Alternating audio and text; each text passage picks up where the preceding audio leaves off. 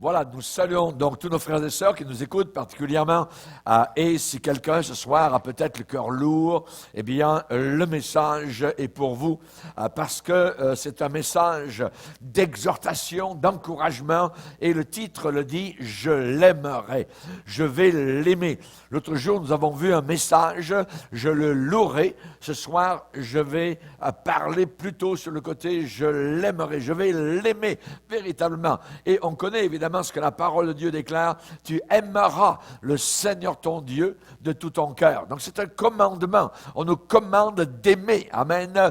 C'est pas uniquement quelque chose qui est là, un feeling qui vient de temps en temps. Non, je vais l'aimer, je décide de l'aimer. Gloire à Dieu. On va lire un passage dans Ézéchiel. Ézéchiel, nous allons lire au chapitre 14. Ézéchiel, chapitre 14. Et là, nous avons un passage particulier, donc, où Dieu parle contre ceux qui s'attachent à des idoles, voyez, et qui en même temps consultent l'Éternel. Il est dit ici, donc, verset 1er, quelques-uns des anciens d'Israël vinrent auprès de moi et s'assirent devant moi. Donc, c'est Ézéchiel, l'homme de Dieu, l'homme reconnu, l'homme appelé de Dieu, et il a des anciens qui viennent le consulter. Ils veulent que Dieu leur parle au travers donc de ce que l'homme de Dieu va dire. Il dit, et la parole de l'Éternel me fut adressée en ces mots. Fils de l'homme, ces gens-là portent leurs idoles dans leur cœur. Et ils attachent les regards sur ce qui les a fait tomber dans l'iniquité. Me laisserai-je consulter par eux? C'est pourquoi parle-leur et dis-leur. Ainsi parle le Seigneur l'Éternel.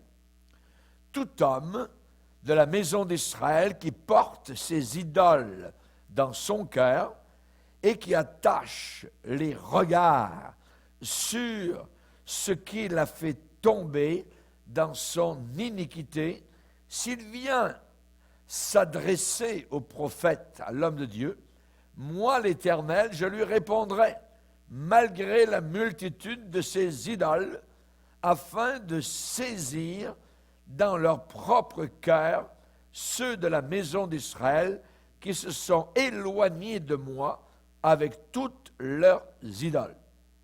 C'est pourquoi, dis à la maison d'Israël, ainsi parle le Seigneur l'Éternel. Revenez. La version anglaise dit repent, repentez-vous. Revenez et détournez-vous de vos idoles. Détournez les regards de toutes vos abominations. Car tout homme de la maison d'Israël ou des étrangers séjournant en Israël qui s'est éloigné de moi et qui porte ses idoles dans son cœur et qui attache ses regards, les regards sur ce qu'il a fait tomber dans son iniquité, s'il vient s'adresser au prophète pour me consulter par lui, moi, l'Éternel, je lui répondrai par moi. Voilà la réponse, verset 8. Je tournerai ma face contre cet homme, je ferai de lui un signe et un sujet de sarcasme, de moquerie, et j'exterminerai du milieu de mon peuple, je l'exterminerai du milieu de mon peuple, et vous saurez que je suis l'Éternel. Seigneur, nous te demandons de bénir particulièrement la réflexion de nos cœurs aujourd'hui, où nous désirons t'aimer de mieux en mieux, de plus en plus. Nous savons, Seigneur, que ce n'est pas le temps actuellement de s'éloigner de toi. C'est le temps, au contraire, de s'approcher de toi. Car tu as dit, si vous vous approchez de moi, je m'approcherai de vous.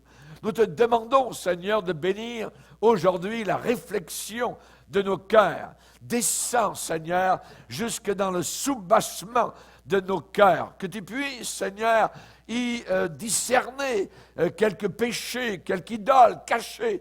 Seigneur, nous te demandons que nous puissions te servir avec honnêteté, que nous puissions, Seigneur, être authentiques dans ces derniers jours si proches de ton retour. Au nom puissant de Jésus, nous le demandons. Amen. Et tout le peuple dit Amen. Amen. On peut s'asseoir, frères et sœurs. Alléluia. Je l'aimerai. Je l'aimerai. Vous savez que une église peut avoir commencé avec l'amour de Dieu et perdre, abandonner cet amour. Cela est arrivé à l'église d'Éphèse. Nous nous rappelons, le Seigneur a vu évidemment donc le travail, la persévérance. Il a vu donc les vertus de cette église-là. Mais cependant, il lui a dit, j'ai un reproche à te faire, c'est que tu as abandonné ton premier amour. Et ce mot abandonner est quelque chose qui veut dire abandonner volontairement, abandonner sciemment, consciemment, cet amour-là. Alors, évidemment, le Seigneur, ce qu'il recherche avant tout, eh bien, dans nos cœurs, c'est de voir si nous l'aimons véritablement. C'est la question qu'il a posée, la première question qu'il a posée à Pierre après son reniement, lorsque plusieurs jours plus tard, peut-être des semaines, ils se sont rencontrés en Galilée. Jésus, la première chose qu'il lui a dit, « M'aimes-tu, Pierre ?» Donc on voit que la question d'aimer Dieu est très importante et je dirais même cardinale. M'aimes-tu? Le premier commandement, c'est « Tu aimeras le Seigneur ton Dieu de tout ton cœur, de toute ta force, de toute ta pensée. » Voyez, donc c'est ce que Dieu désire au top niveau de nos vies personnelles et nos vies spirituelles. M'aimes-tu? Vous savez qu'aujourd'hui, nous sommes proches du retour du Seigneur Jésus. Nous n'avons jamais été aussi proches que cela. Et il y a de très graves problèmes aujourd'hui, non seulement dans notre société, parmi les adultes, mais de très graves problèmes qui confrontent aujourd'hui notre jeunesse, notre génération. Quel est le plus grand des problèmes, si on voudrait disséquer, je dirais, notre société? Eh bien, certains vont dire le plus grand des problèmes, eh bien, c'est la drogue. D'autres vont dire le plus grand des problèmes, c'est la fameuse nouvelle moralité qui est une immoralité, donc selon le Seigneur. D'autres vont dire le plus grand des problèmes, c'est le retour à l'alcoolisme. Dans grand nombre, beaucoup de gens aujourd'hui se tournent vers l'alcool. D'autres vont dire le plus grand des problèmes, c'est la rébellion contre les parents. C'est un phénomène aujourd'hui donc dans notre monde. Je crois que tous ces problèmes-là, évidemment que ce soit drogue, que ce soit nouvelle moralité, alcoolisme, rébellion, je crois que tous ces problèmes sont seulement le débordement, je dirais, d'un plus grave problème qui est latent, je dirais, au fond des cœurs. Quel est ce problème-là? C'est un problème de solitude. Les gens se sentent seuls, très seuls. Nous vivons une génération qui n'a jamais été dans la solitude comme la nôtre et ils cherchent à combler, je dirais, ce vide de solitude par la drogue, la sexualité débordante, par l'alcoolisme, par la rébellion et ainsi de suite. Le cœur de l'homme est vide. Le cœur de l'homme se sent seul. Alors, ce problème de solitude fait en sorte que nous vivons actuellement dans un monde de gens solitaires. Des solitaires. Voyez, on sait que ce n'est pas uniquement à notre époque, mais déjà, je dirais, du temps de Jésus, quand la question a été posée, es-tu le seul? Es-tu le seul qui n'est pas au courant de ce qui s'est passé à Jérusalem? Donc, c'est deux hommes qui reviennent de Jérusalem et Jésus leur dit, pourquoi avez-vous l'air si triste? Hein? On dirait que vous venez d'un enterrement. Et eux, ils répondent à cet étranger qu'ils ne reconnaissent pas, es-tu le seul? Est-ce que tu es un solitaire terrible pour que tu ne saches pas ce qui est arrivé donc à Jérusalem? David aussi, donc, est allé un jour dans la ville de Nob, à Nob, et il était tout seul. Et le sacrificateur de Nob, Achimélec, le voyant arriver, lui a dit, es-tu seul? Pourquoi es-tu seul? Pourquoi es-tu seul? N'y a-t-il personne avec toi? C'est la question qui a été posée à David. Et là, évidemment, ce qu'il y a, c'est que la supériorité du christianisme, c'est que nous avons, nous, une réponse merveilleuse pour résoudre le problème de la solitude. La solution n'est pas dans les relations humaines. Voyez, les gens pensent que avoir des relations humaines, eh bien, ça va résoudre le problème de solitude. Pourquoi ce n'est pas là que se trouve la solution? Eh bien, parce qu'un homme peut être totalement entouré de milliers de personnes autour de lui et se sentir encore très seul, très vide. Voyez, on sait qu'autour de la piscine, donc à Jérusalem, il y avait toutes sortes de gens qui étaient là, et des paralytiques et toutes sortes de monde qui étaient donc dans des difficultés. Et donc, quand Jésus est passé, l'homme a regardé Jésus et il lui a dit, moi, je n'ai personne. Je n'ai personne pour m'aider. Je n'ai personne pour m'aider à me transporter dans la piscine quand elle est agitée. Et il croyait à cette époque-là que dès que quelqu'un descendait, il était guéri de toute sa maladie. Et là, donc, cet homme a dit à Jésus, je n'ai personne. Je n'ai personne. Voyez, aujourd'hui, beaucoup de gens n'ont personne. Alors, comme ils n'ont personne, eh bien, ils s'enferment, ils s'encabanent, on va dire, chez eux, ferment les rideaux et tout ça. Et là, donc, drogue et tout l'alcool et ainsi de suite, tout y passe, voyez. Donc, c'est un problème très grave aujourd'hui, ce problème de solitude. Dans nos villes, ce que nous voyons, c'est que dans nos rues, particulièrement, fourmillent des millions d'individus, mais il y a là, au milieu de tout cela, des gens qui sont tout seuls. Voyez, la solitude. C'est une affaire intérieure, c'est une affaire de cœur, voyez. Notre monde est de plus en plus impersonnel. C'est chacun pour soi. Chacun pour soi. Et c'est là où l'Église, les réunions, les rassemblements, ont une valeur inimaginable. On est en famille, on parle ensemble, on pleure ensemble, on prie ensemble, on mange ensemble, voyez. Et là, donc, il y a quelque chose que les païens n'ont pas. Entre nous, chrétiens et chrétiennes, il y a un lien qui est plus fort, évidemment, que tout le reste, tout autour de nous. Et c'est là, évidemment, où nous y trouvons notre compte. Voyez, notre monde est impersonnel. La Bible déclare, c'est dans Ecclésiaste, tel homme est seul. Et pourquoi il est seul? Eh bien, la Bible en parle.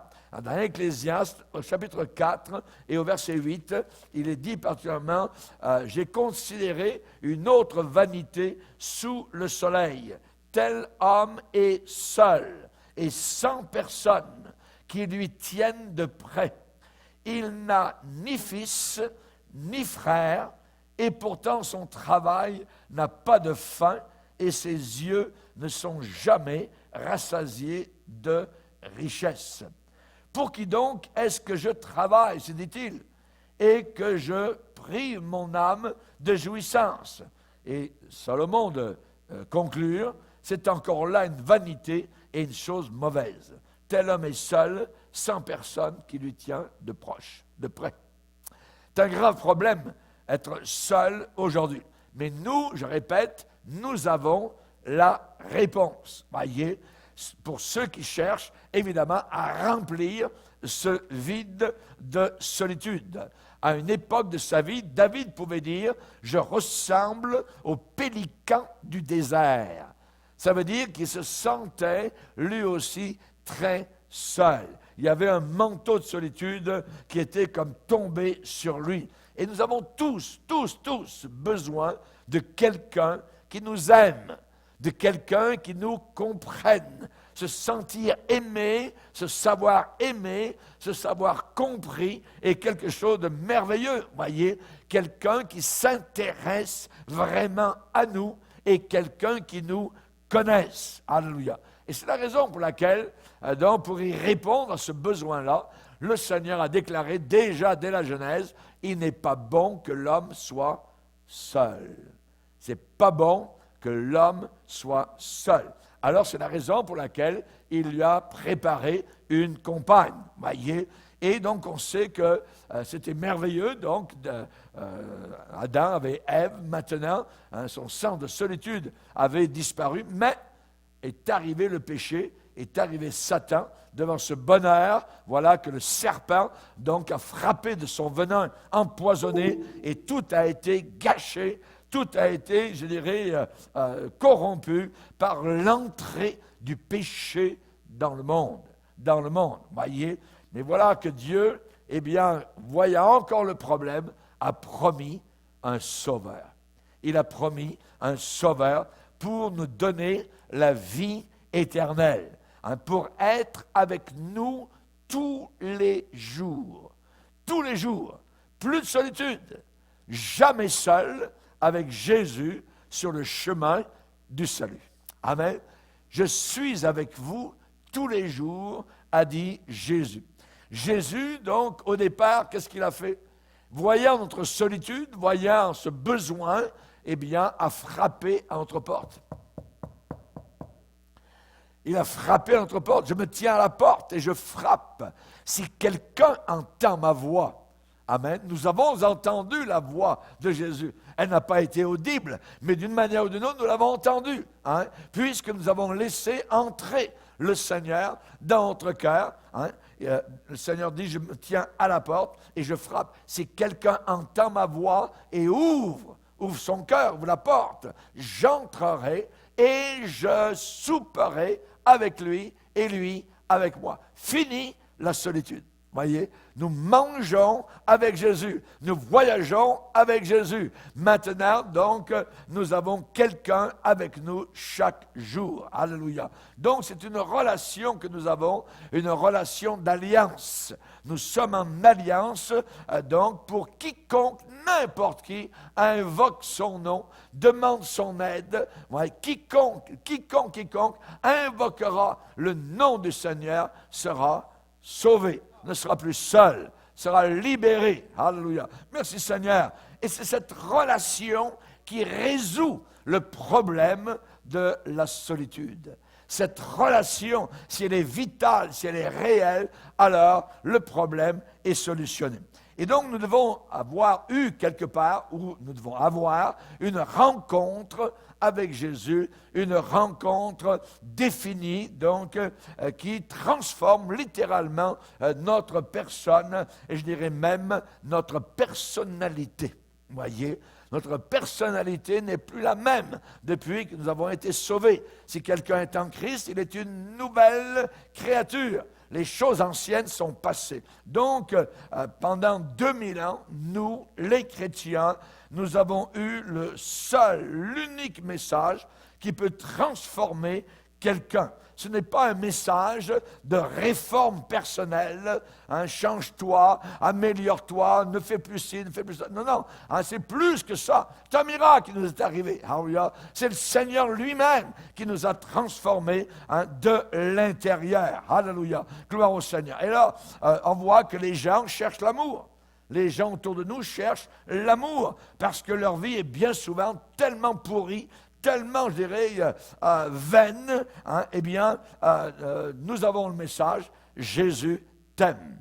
Jésus t'aime. Amen. C'est le message, je dirais, c'est en capsule, c'est en concentré, voyez, c'est le message. Jésus t'aime. Voilà ce que nous disons au monde autour de nous. Tu es aimé, alléluia, alors que tu sens ce vide, alors qu'il n'y a rien à l'intérieur, alors que tu essayes par ceci, par cela, par l'alcool, par la drogue, par toutes sortes de choses, de remplir ce vide. Alors, nous avons un message pour toi. Jésus Jésus t'aime. Alléluia. Donc, ce qu'on leur dit, c'est que vous ne pouvez pas, absolument pas, par vous-même, changer votre vie. C'est impossible, vous ne le pouvez pas. Mais ce livre peut.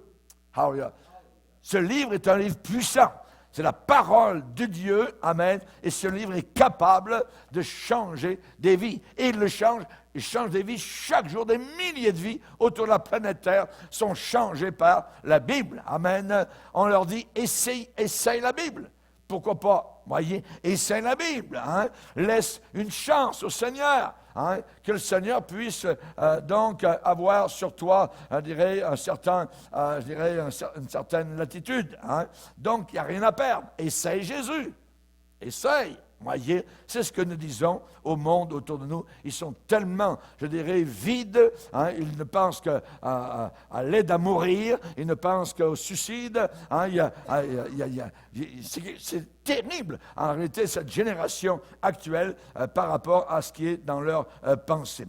Et cette rencontre, évidemment, quand nous rencontrons Jésus, eh bien, finalement, c'est ce que nous voulions. C'était les désirs de notre cœur. Hein, c'était exactement cela. Hein, et la Bible déclare dans le psaume 107, le Seigneur a satisfait. C'est le verbe qui est dans la Bible. Il a satisfait l'âme assoiffée. L'âme assoiffée a été satisfaite par le Seigneur. Alléluia. Fais de l'Éternel tes délices et il te donnera ce que ton cœur désire.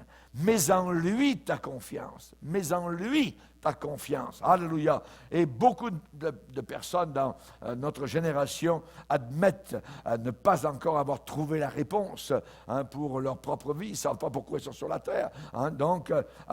Mais on peut leur dire une vie sauvage, une vie totalement libertine ne t'apportera absolument aucune satisfaction. Aucune satisfaction. Donc, comment doit-on faire? Eh bien, on leur dit, parle à Dieu comme on parle à un ami. Parle à Dieu comme on parle à un ami. Oh Dieu, donne-moi ce que je recherche. Je cherche quelque chose que je ne sais même pas, mais Seigneur, donne-le-moi, s'il te plaît. Et beaucoup sont allés devant le Seigneur de cette manière-là, et Dieu s'est révélé ainsi à leur cœur. Il y a des gens aujourd'hui, des jeunes, même des vieillards dans le monde qui cherchent dans le monde entier et qui n'ont jamais connu la puissance de Dieu pour remplir chaque domaine de leur être. Quand le Seigneur a dit, vous connaîtrez la vérité, et la vérité vous libérera, il n'y a que la vérité qui libère. Non pas les demi-vérités, non pas le mensonge, mais la vérité libère le cœur qui désire être satisfait. Jésus a dit, je suis la vérité. Quand il a dit, vous connaîtrez la vérité, ça veut dire, vous connaîtrez Jésus.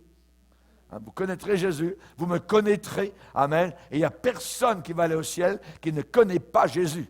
Or, la vie éternelle, c'est qu'ils te connaissent, toi, le seul vrai Dieu. Amen. Alléluia. Quel ami fidèle et tendre. Qu'est-ce que cet ami peut faire? Eh bien, cet ami, il est capable de nous entendre quand nous lui parlons. Dans quelques instants, nous allons avoir notre temps de prière. Eh bien, le Seigneur est un ami, il nous entend. On connaît qu'il est toujours prêt à nous entendre, à répondre à notre cri. Il connaît nos défaillances, nos craintes que nous avons. Et le Seigneur, donc, il est prêt à comprendre. Il comprend. Amen. Quand nous sommes dans les soucis, il faut lui dire, lui avouer nos craintes. Il faut lui parler comme on parle à un ami. Plus que cela, lorsqu'on est attaqué, il est prêt à nous défendre. Amen. À nous défendre. Quand l'ennemi est sur nos talons, quand l'ennemi nous pousse, nous harcèle, nous tourmente, eh bien le Seigneur est là pour nous défendre. Il nous suit dans la bataille, dans la mêlée. Il nous entoure de ses bras. Alléluia. Quel ami fidèle et tendre, il est toujours prêt à nous apprendre à vaincre. Amen. Il veut nous enseigner comment vaincre. Alors il est prêt à quoi? à nous entendre, à nous comprendre, à nous défendre, à nous apprendre. Amen. Il est un ami merveilleux. Le connais-tu? Amen. L'as-tu dans ton cœur? Alléluia. C'est cela qui est le principal. Et vous savez que Jésus, quand il était sur la terre, eh bien, il a connu lui-même cette solitude. Et lui, il a connu une solitude absolue, une solitude totale. Il a été incompris. Incompris. Voyez, les évangiles nous mentionnent 7 fois, à 7 reprises, que Jésus était seul au cours de sa vie. Seul au cours de sa vie. Et la plus grande des solitudes a été lorsqu'il a été cloué sur la croix. Vous vous rappelez, il a crié, « Mon Dieu, pourquoi m'as-tu abandonné? » Abandonné. Le Père n'a plus voulu le regarder parce qu'il portait sur lui le péché. Il s'identifiait à une race rebelle, à une race de pécheurs, imaginez. Et Jésus, donc, s'identifiant à nous, a été abandonné. Quelle solitude sur la croix du calvaire, voyez. Et là, évidemment, donc, alors qu'il était pendu entre ciel et terre, mon Dieu, pourquoi m'as-tu abandonné? Lui-même abandonné. Et on sait que dans l'Ancien Testament, cette solitude a été décrite prophétiquement, dans Ésaïe 53, méprisé, abandonné des hommes. Abandonné de Dieu, abandonné des hommes. Quelle solitude! Plus personne pour l'aider, le consoler, le fortifier. Il était vraiment donc dans son humanité comme vous et moi, sauf sans péché, mais comme vous et moi. Donc, et c'est là où on voit quand David parle au psaume 102, ça parle en même temps de Jésus. Je ressemble au pélican du désert, je suis comme le chat-huant des ruines, je suis comme l'oiseau solitaire sur un toit. Qu'est-ce qui nous sépare de Dieu? C'est le péché. C'est le péché. Le péché monte une barrière, une muraille entre nous et Dieu. Voyez? Et Isaïe va le dire, ce sont vos péchés qui mettent une séparation entre moi et vous. Et là, on a lu tout à l'heure dans Ézéchiel 14, ces anciens d'Israël qui portaient les idoles dans leur cœur, ils voulaient consulter Dieu. Et en réalité, Dieu dit, je ne me laisserai jamais consulter par des gens semblables, parce que le péché dans leur cœur, et ils ont besoin de se repentir. Le péché nous sépare de Dieu, maintenant, et pour toujours, si on ne s'en repent pas. Donc, si vous êtes seul aujourd'hui, si vous m'entendez, si vous avez le cœur lourd, ne vous découragez pas. Ne vous découragez pas. Pourquoi? Eh bien, parce que l'Éternel est proche de tous ceux qui l'invoquent avec sincérité. On peut invoquer Dieu, mais on peut ne pas être sincère. Il faut l'invoquer avec authenticité et avec, je dirais, vérité.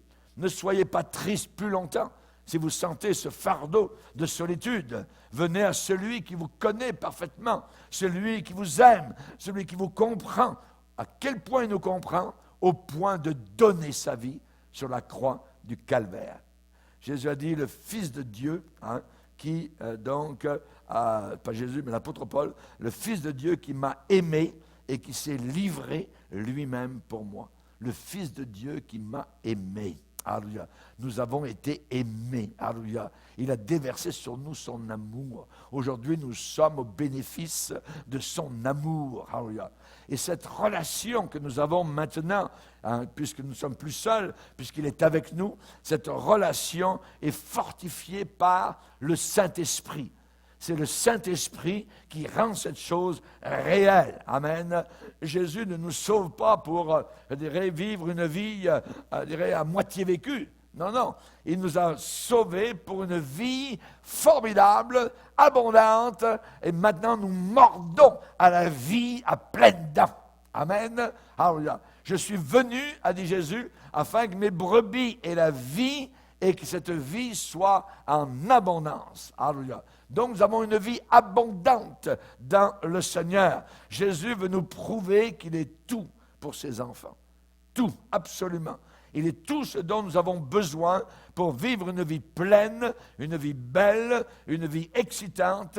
Et cette expérience, elle est définie, je dirais, par le baptême dans le Saint-Esprit. Le baptême dans le Saint-Esprit, avec le parler en langue, eh bien, seule cette alliance, cette communion que nous avons et qui sera éternelle avec Jésus-Christ.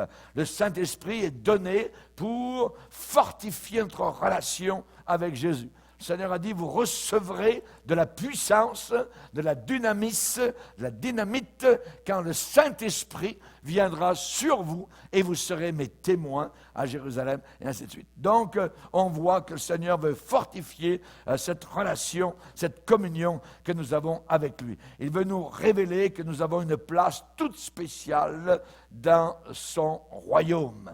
Vous savez, Dieu est quelqu'un de formidable. Dieu n'a jamais cru dans les stéréotypes. Les stéréotypes, ça veut dire comme une rangée d'oignons, vous voyez, ou de poireaux dans le jardin, tous pareils, ainsi de suite. Non, le Seigneur ne croit pas dans les stéréotypes. Dieu est tellement, tellement imaginatif que lorsque l'hiver, le blizzard souffle, voyez, avec des milliards et des milliards de flocons de neige, il n'y en a pas deux qui sont identiques. C'est inimaginable, voyez. Notre Dieu n'aime pas les stéréotypes, voyez. Il étend une pelouse d'herbe verte sur des milliers de kilomètres et il n'y a pas un seul brin d'herbe qui est identique à celui qui est à côté. Notre Dieu est un Dieu merveilleux. Alléluia. Et il ne crée pas deux de ses créatures identiques. Voyez, ces possessions les plus prisées, voyez, qui ont le plus de valeur, voyez, totalement identiques. Non. Chacun de nous est différent de l'autre et il n'y a qu'une seule personne sur toute la surface de la terre et dans tous les siècles qui est comme toi. Pense à ça. C'est inimaginable. David a dit, Seigneur, je te remercie de ce que je suis une créature si merveilleuse. Il nous a créés de façon merveilleuse. Alléluia. Gloire au Seigneur. Et là, donc, Dieu ne nous a pas créés avec, je dirais, des plats gâteaux, pour faire des gâteaux identiques. Absolument pas. Voyez, nous sommes des gens uniques. Totalement uniques. Voyez. Et le fait que nous soyons uniques, ce n'est pas un handicap. Absolument pas. Au contraire. C'est le contraire. C'est un atout, c'est un avantage. Et ça, c'est quelque chose de merveilleux. On sait que particulièrement, donc Dieu n'a jamais dépendu des hommes, des idées des hommes, des talents des hommes, des raffinements des hommes pour accomplir son travail, pour accomplir son œuvre. Absolument pas. Voyez, on prend par exemple quelqu'un qui a écrit, c'est en France, c'est un auteur Chateaubriand, il a dit, il est un Dieu.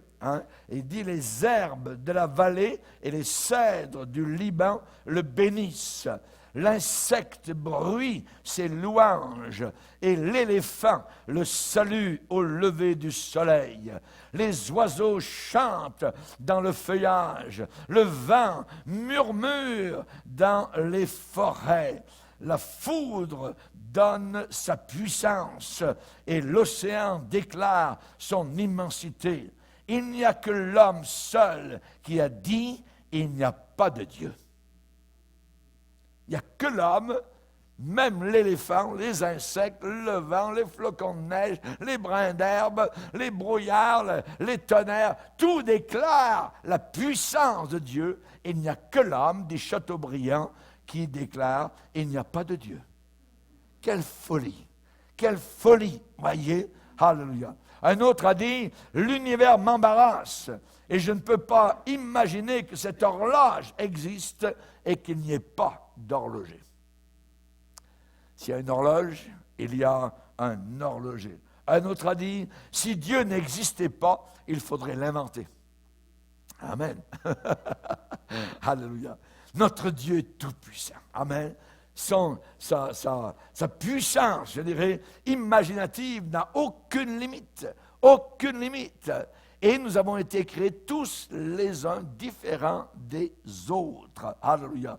et nous voulons l'aimer. Nous voulons l'aimer. Alléluia. Gloire au Seigneur. Il n'est pas limité. Alléluia. Il désire susciter encore aujourd'hui des hommes, des femmes qui ont leur propre personnalité et les utiliser là où ils sont pour le Seigneur Jésus. Et c'est le Saint-Esprit qui nous révèle le but de Dieu pour nos propres vies. C'est lui qui nous révèle cela. Les disciples, avant la Pentecôte, avaient une vie totalement frustrée. Ils se posaient des questions entre eux, ils étaient jaloux, qui sera le premier, qui sera le plus grand, tout ça. Mais après la Pentecôte, quand le Saint-Esprit est descendu dans leur cœur, à ce moment-là, ils ont commencé à parler de nouvelles langues selon que le Saint-Esprit leur donnait de s'exprimer, et ils sont sortis de la chambre haute par une immersion totale dans le Saint-Esprit. On a besoin aujourd'hui de ce mouvement du Saint-Esprit. Amen.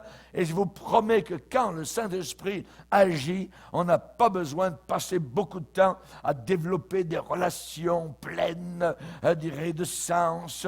On n'a pas besoin de dire aux gens d'aimer leurs frères, d'aimer leurs sœurs. On n'a pas besoin de corriger les problèmes dans la famille de Dieu, parce que le Saint-Esprit nous inonde. Alléluia. Et à ce moment-là, ça coule de soi, voyez, toutes ces choses-là. L'apôtre Paul, on voit qu'un jour, il a été abandonné de tous. Tout le monde l'a abandonné lorsqu'il a comparu à Rome devant Néron, devant César. Voyez. Mais pourtant, il pouvait déclarer, et il l'a dit à Timothée, « Le Seigneur s'est tenu près de moi. » Alors que tout le monde m'a abandonné, même tous les chrétiens l'avaient abandonné, parce qu'il y avait une grosse persécution qui est commencée, parce que Néron avait mis le feu à Rome, à tout ça, il avait dit que c'était les chrétiens, et ils ont commencé à mettre les chrétiens donc à mort, ainsi de suite, et donc aucun chrétien n'était venu pour soutenir l'apôtre Paul dans sa comparution devant César à Rome. Mais il dit, mais le Seigneur m'a assisté, et il m'a fortifié. Le Seigneur m'a assisté. Ça veut dire qu'il était proche de moi. Il a été mon secours. Alléluia. Il a été mon assistant. Amen. Que Dieu soit glorifié. Et le Seigneur sera toujours ton assistant. Il sera toujours là pour te fortifier. Parfois, tu sens que tu es dans une vallée terrible et soudain, c'est comme si tu en remontes, tout ça, comme si... Qu'est-ce qui se passe? C'est le Seigneur qui est en train de t'assister, de te fortifier pour que tu ne restes pas dans le fond de la morosité. Amen. Alléluia. Gloire au Seigneur. David a dit, Seigneur, je t'aime. Je t'aime. Amen. Je t'aime, Seigneur. Depuis quand, la dernière fois, vous n'avez pas dit à Jésus, je t'aime, Jésus, mais quand ça vient du fond du cœur, pas uniquement quand ça est écrit dans les paroles des cantiques, mais quand c'est vous qui dites ça à Jésus, alors que vous êtes en face de lui, Seigneur, vraiment, je t'aime de tout mon cœur. Alléluia. Quand vous commencez à dire, à parler comme cela, amen, il y a une relation qui est là, intense, avec notre Dieu. Alléluia. Et cette relation que nous avons avec lui doit croître. Ça doit croître, ça doit grandir. On grandit comment? On doit grandir en connaissance. Plus, je dirais, vous connaissez votre conjoint, plus vous l'aimez dans le mariage. Voyez, on apprend, toute la vie, on apprend à connaître l'autre. Et plus on marche avec Jésus, plus, évidemment, on va l'aimer. On doit grandir dans la connaissance du Sauveur. Un petit enfant, un bébé, est-ce qu'il connaît ses parents? Oui, il connaît sa mère, connaît le sein de sa mère, connaît l'odeur de sa mère, la chaleur de sa mère. Donc, il va grandir comme cela, il connaît son père, ainsi de suite. Mais est-ce qu'il connaît ses parents comme il va les connaître quand il va avoir 10 ans? Et lorsqu'il a 10 ans, est-ce qu'il va connaître ses parents de la même manière lorsqu'il aura 20 ans? Et lorsqu'il aura 40 ans, est-ce qu'il va connaître ses parents de la même manière? Voyez? Donc, on grandit dans cette connaissance. Et c'est la même chose avec le Seigneur. Nous devons grandir et croître dans cette relation intime avec Jésus. Amen. L'apôtre Pierre dit de ne pas déchoir de notre fermeté, mais croissez, grandissez, progressez dans la grâce et dans la connaissance de notre Seigneur Jésus-Christ. De grandir dans la connaissance de Jésus. Connaître de plus en plus Jésus. Ce n'est pas de connaître les pourquoi ceci, pourquoi cela, pourquoi ça m'est arrivé, pourquoi dans le christianisme. Non, c'est connaître Jésus, lui, sa personne. Je veux le connaître parce que le premier que je vais rencontrer quand je vais quitter la terre, c'est lui. Amen. C'est lui. Amen. Donc, je veux grandir dans cette connaissance. Alors, et comment on grandit? Par la parole de Dieu, par les Saintes Écritures. Vous voyez, les Saintes Écritures ont toujours été bombardées. Satan hait la Bible. Il la déteste de manière terrible. Vous voyez, il déteste la parole de Dieu. Et cette Bible a été bombardée, elle a été attaquée, surtout par les théologiens. Les théologiens attaquent la Bible. Qu'est-ce qu'ils disent? Et encore aujourd'hui, ils disent que l'on ne peut pas dépendre de la Bible comme guide et direction pour notre vie. Ils attaquent littéralement la parole, alors que la Bible dit exactement le contraire. Regardez avec moi dans Psaume 119, un passage que nous connaissons, Psaume 119 et le verset 9. « Comment le jeune homme rendra-t-il pur son sentier en se dirigeant d'après quoi? D'après ta parole. » On est dirigé d'après la parole de Dieu. Et beaucoup de théologiens disent aujourd'hui, non, la parole de Dieu, tout ça, c'est pas ça qui nous dirige, mais ce sont les petits-enfants de Fatima, les apparitions de Marie, ainsi de suite. Ils ont toutes sortes d'idées. C'est pas la Bible qui les intéresse, c'est autre chose. Et le diable dérive ainsi des millions et des milliards de personnes loin de la parole. C'est la parole qui sauve. C'est la parole qui nous fait grandir dans les voies du Seigneur et qui nous apprend à connaître le Seigneur. L'apôtre Paul priait. Il priait pour les chrétiens d'Éphèse, mais il priait intelligemment dans des vraies directions. Et on va les lire dans Éphésiens, premier chapitre. Il priait pour les Éphésiens. Qu'est-ce qu'il demandait en leur faveur?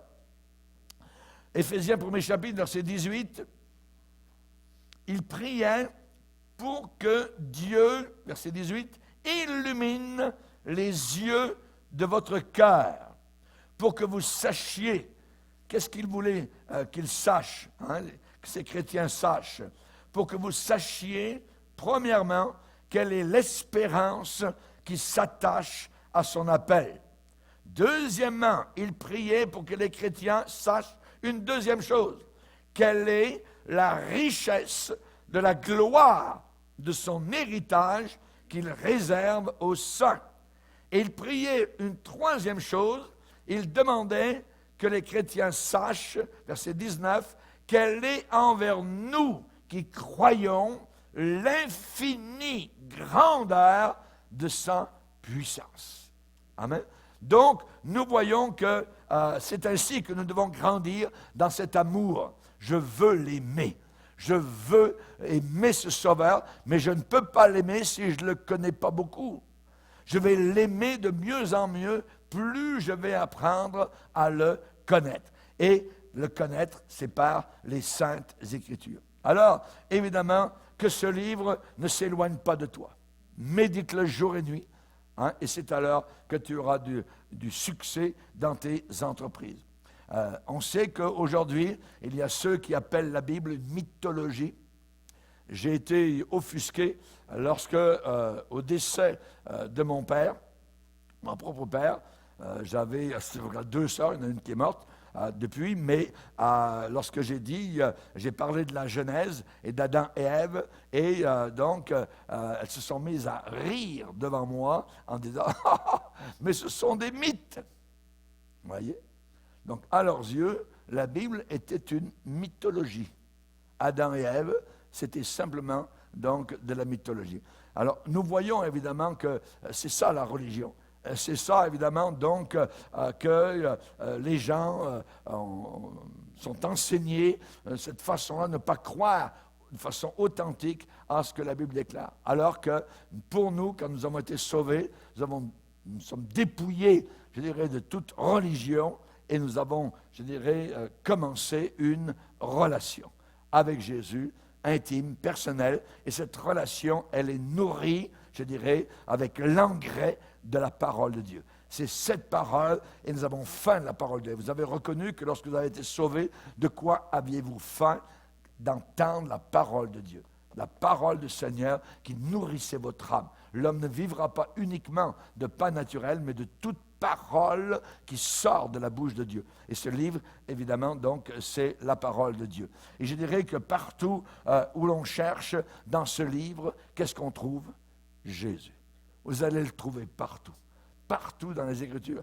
Et dans le cours que nous faisons les mercredis sur le tabernacle, eh bien, nous le voyons, je dirais, au moindre pas. Hein, il est là partout, partout. Voyez. Et quand il est ressuscité, qu'il a parlé aux 2 disciples d'Emmaüs, eh bien, qu'est-ce que Jésus leur a expliqué? Eh bien, il leur a dit il leur a expliqué ce qui était écrit à son sujet dans l'Ancien Testament, dans les prophètes, dans les psaumes, donc ce qui était écrit à son sujet. Ça veut dire qu'on doit trouver Jésus quelque part. Dans les prophètes de l'Ancien Testament, on le trouve dans les livres historiques, on le trouve dans les proverbes, on le trouve dans Ecclésiaste, on le trouve partout, partout. Dans chaque livre de la Bible, on trouve le Seigneur Jésus-Christ. Amen. Et cette connaissance est une connaissance éternelle.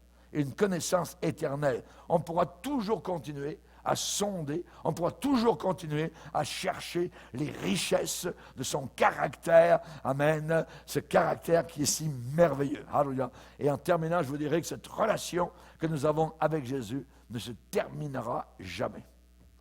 Ça ne finira jamais, cette relation qui a commencé le jour où nous l'avons reçue dans notre cœur, repentant, hein, eh bien, cette relation va continuer. Alléluia. On n'a jamais été aussi proche actuellement du retour du Seigneur Jésus-Christ. Amen. On croyait cela fermement il y a 50 ans, il y a 40 ans, il y a 30 ans, il y a 20 ans, il y a 10 ans, et on le croit encore aujourd'hui. On l'attend.